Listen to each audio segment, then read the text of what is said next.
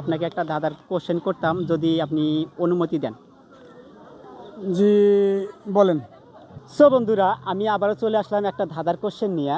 আসলে আমার এখানে এক বড় ভাই দাঁড়িয়ে আছে, ওনাকে একটা ধাঁধার কোশ্চেন করব, দেখি উনি সঠিক অ্যান্সারটা দিতে পারে কিনা।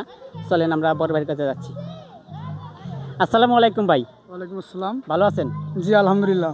আপনি কেমন আছেন? আলহামদুলিল্লাহ, আমি ভালো আছি। সো আমি আপনাকে একটা ধাঁধার কোশ্চেন নিয়ে আসছিলাম, যদি আপনি অনুমতি দেন। জি, বলেন।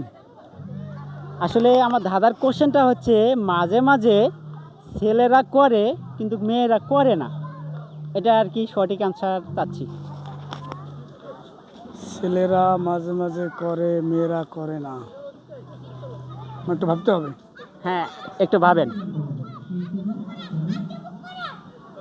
কি এমন জিনিস ছেলেরা করে, মেয়েরা করে না?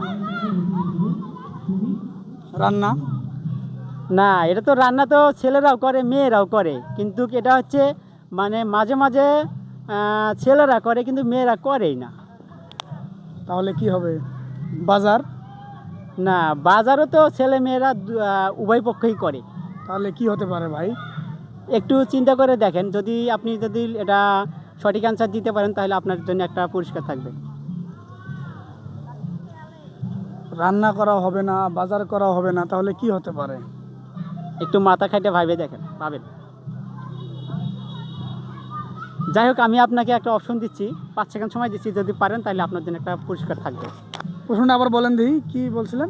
কোশ্চেনটা ছিল আমার যে মাঝে মাঝে ছেলেরা করে কিন্তু মেয়েরা করে না। মাঝে মাঝে ছেলেরা করতে পারে কিন্তু মেয়েরা করে না। হ্যাঁ, 5 সেকেন্ড সময়। 1। এক মিনিট।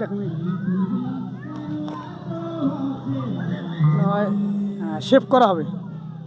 এটা আপনার মাথায় কিভাবে আসলো? কারণ ছেলেরা তো শেভ করে মাঝে মাঝে, কিন্তু মেয়েরা তো কখনো শেভ করে না। তাহলে ভাবলাম যে এটাই হতে পারে।